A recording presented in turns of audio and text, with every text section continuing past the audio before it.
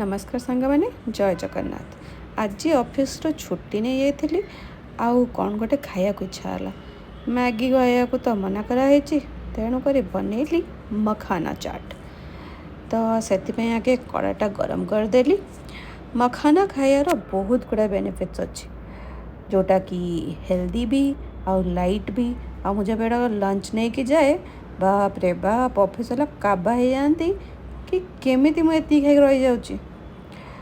तो ये कड़ा गरम हो सारा पर मखाना गुड़ा पकईदेली ताको रोस्ट करने रोस्ट हो गले सेटा पूरा क्रंची हो जाए। यहाँ गोटे पैकेट कम थिला तो आ गोटे पैकेट आनिली आउ पकईदेली। जदि आपन को रोस्ट करने आप घी टिके लुण टिके पकईकि नॉर्मल टाइम रे भी खाई पारे। या हेल्दी पॉपकॉर्न भी कहती।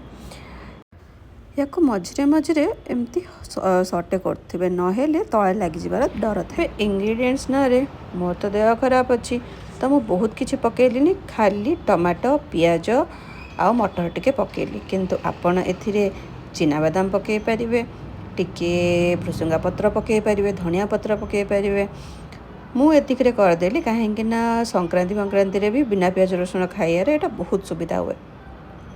तो टमाटो गुड़ा काटिदेली एवं आमर है बोली जाना केमती या खाली प्रेस करेंगे तो यहाँ पूरा क्रंची पूरा कुरमुरा हो जाए तो जानवे कि हो गला। तो ये बाहर करके गोटे ताटिया आम रखीदबा।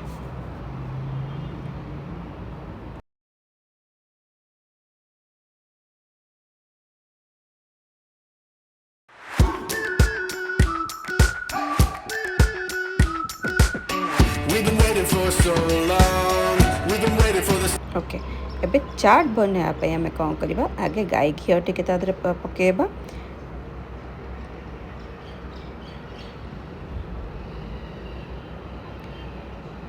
अल्प पकई पारे आप बेसी पकई पारे जदि मखाना बेसी थी ताहले टिके बेसी पकईदेवे। आउे आम टमाटो गुड़ा पकईदबा टिके घी गरम हवा को दबा आम।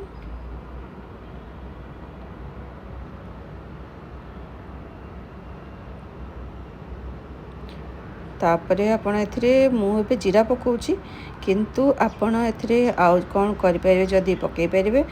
मु तो प्रो शेफ नुह ना तो घर मम्मी मानक यहाँ देखले सी अलग ही प्रकार सुंदर करदे या। तो एबे जीरा टिके फुटब जीरा फुटला परे आमे तादरे पकईदबा आमर जो कंचा लंका टमाटो सब पकईदबा।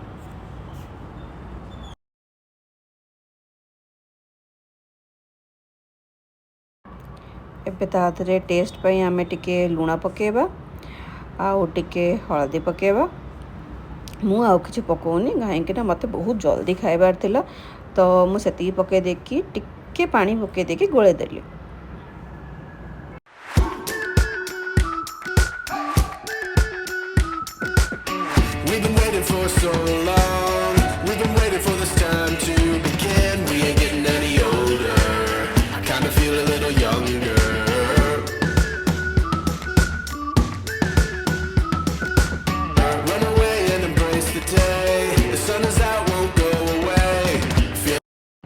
एबे देखो केते सुंदर एटा हो जाए आमर।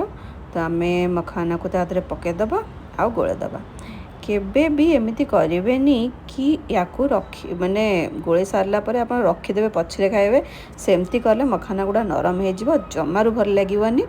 तो जदि भी आप टिफिन को नहीं टिफिन नहीं जीवे तो ये मसलाटा को आप अलग ने आ मखाना को अलग ने आठी जाकि आप गोलेबे तो खाया क्रंची क्रंची लगे बड़ा लगे। तो एबे मोर मखाना चाटा रेडी हो गला।